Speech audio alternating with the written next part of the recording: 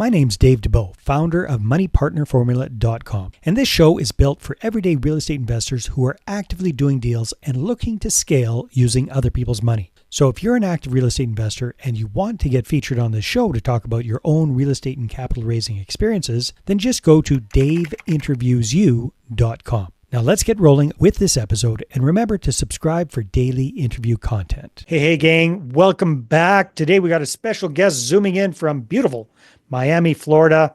Andres Ospina has a lot of experience when it comes to raising capital. He's got a lot of experience with these family offices we've all heard about and we would love to tap into. He's got a community of 8,000 investors that he's helping them to raise capital.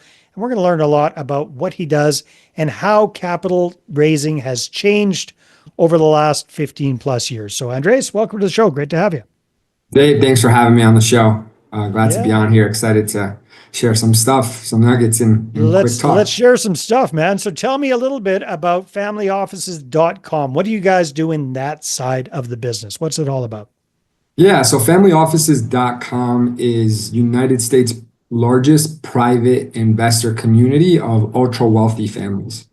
We've been around for 17 years. We really, as you see, we own the URL familyoffices.com. So it kind of communicates how early we've got in the game by having that URL. We really love the URL game. So we own billionaires.com, investorclub.com, and many other strong URLs because, they're great digital real estate assets. But the reason I communicate that is because it's also a big part of what we do, that belief in having strong digital assets in order to be able to communicate, communicate just a strong digital position. Mm-hmm. And, I'm going to kind of elaborate a little bit on that more. Yeah, well, we'll talk about that. But I'm curious. So the community that you've built up with familyoffices.com, is that 8,000 family offices or high net worth individuals, or is that 8,000 people looking to raise capital from those kind of folks? Explain to me a little bit more how that works. Yeah, so familyoffices.com is also, the company name is really Family Office Club, right? Familyoffices.com is also, a company name we go by. But the Family Office Club is 8,000 investors that we like to mention are strictly investors. So those are individuals that we have pretty much vetted to find out that they are only allocating capital. So it's almost like if it's a family office that's raising capital for a fund, we don't include them as part of that 8,000.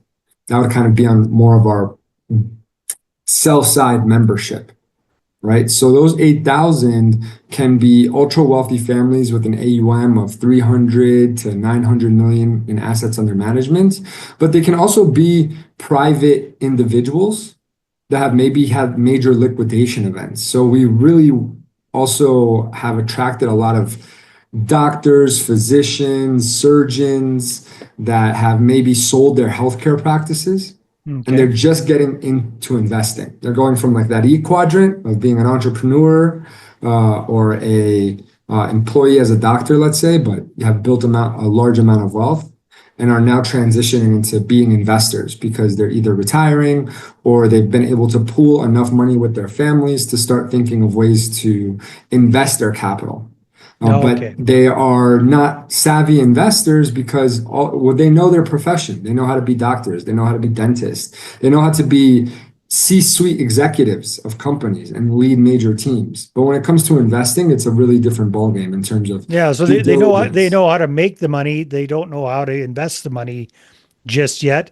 So is that what the club does? Do you provide education for these members on what they should be looking for? Do you actually bring investment opportunities to them? Like how does that side of things work? So we're a registered investment advisor with the SEC. Mm-hmm. We're registered investment advisors, so we do have fiduciary responsibilities to these investors to advise them on strong investment strategies. And yes, that's exactly what we do. We host 17 events a year, combination of large conferences of 500 to 800 people, mm-hmm.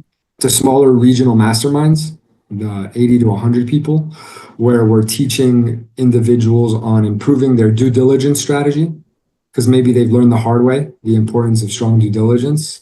We teach them about creative deal structures, risk mitigation, legacy planning, how to transfer their wealth from one generation to another, and also that peer-to-peer networking for them to meet other families in their situation, right?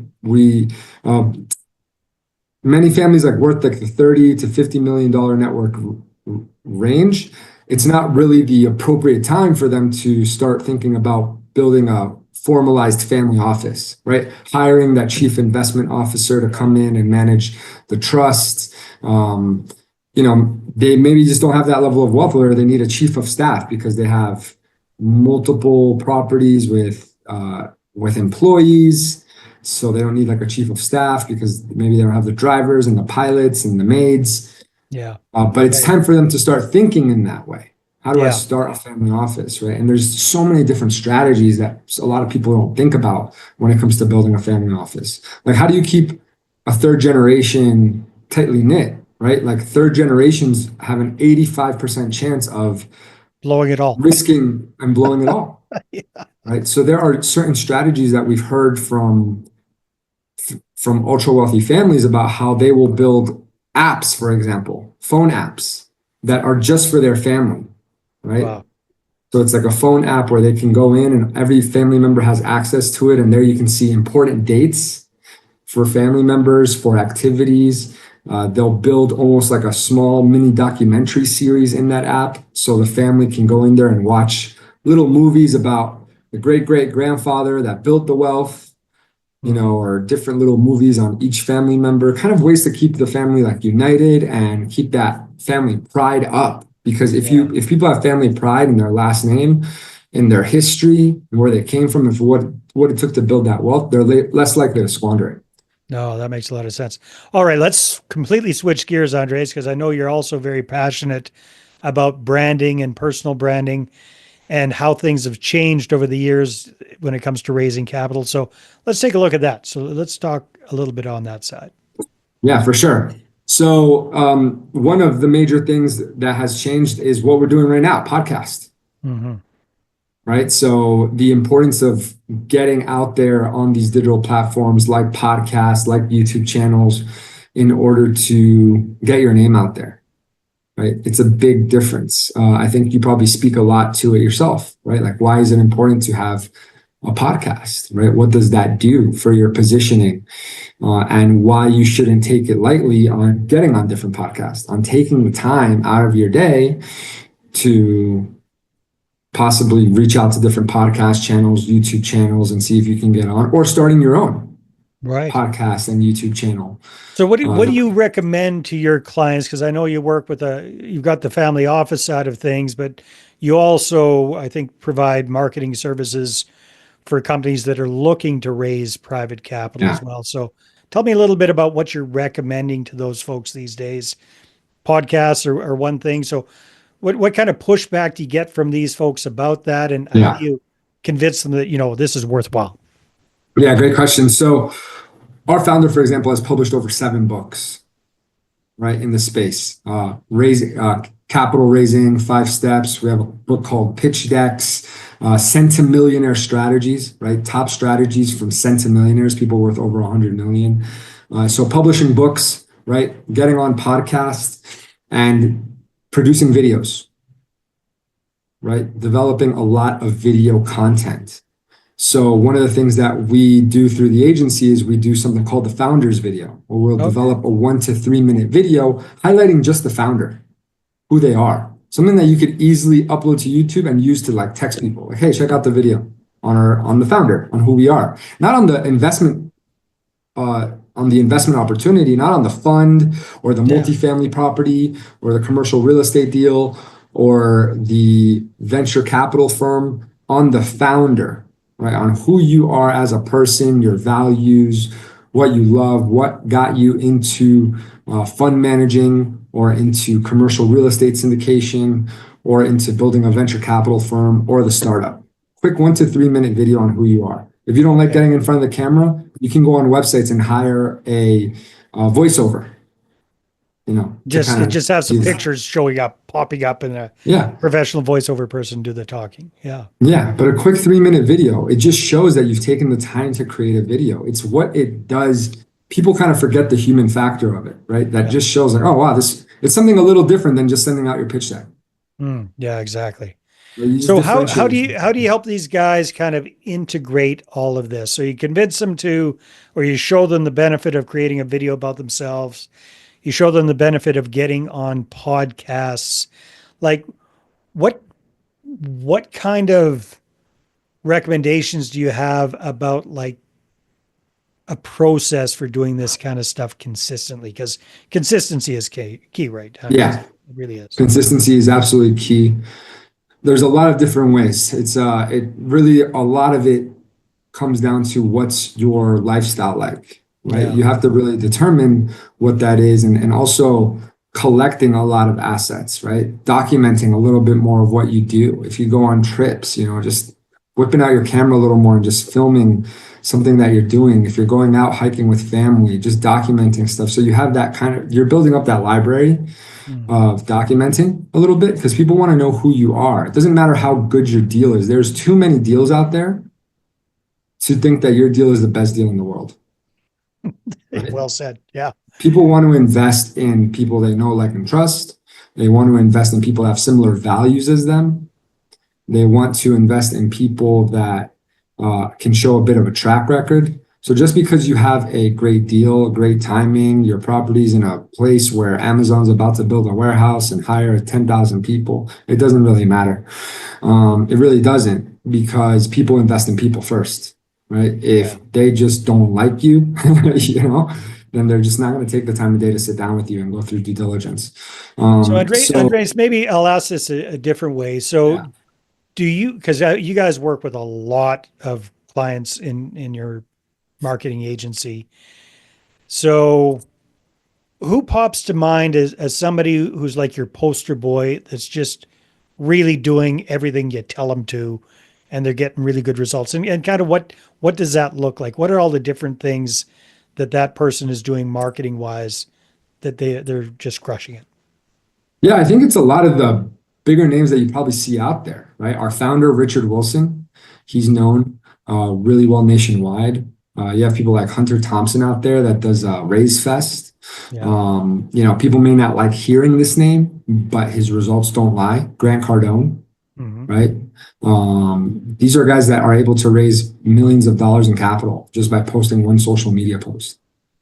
So So those maybe are those. maybe on the smaller side, who would be somebody that, maybe you guys have been working with for the last year or 2 years that, was kind of putzing around beforehand and now's got it way more dialed in? What would be an example of what that person's doing?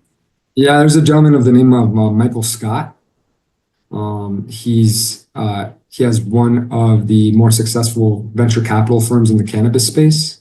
Okay. Did really well, really fast by just creating his branding around it, producing videos. There's also Jeremiah Boucher from Patriot Holdings, one of the largest self-storage operators in the country. And Um, what are they doing that's kind of set them apart?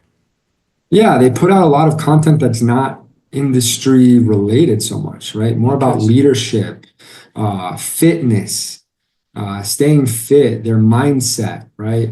Managing family time with business. Um, Leadership's a big one, right? Hmm. How do you manage a team that has so many emotions? And how do you deal with um, potential bad business contacts, networking, right? How do you deal with times of rough economies? So you'll see a lot of videos.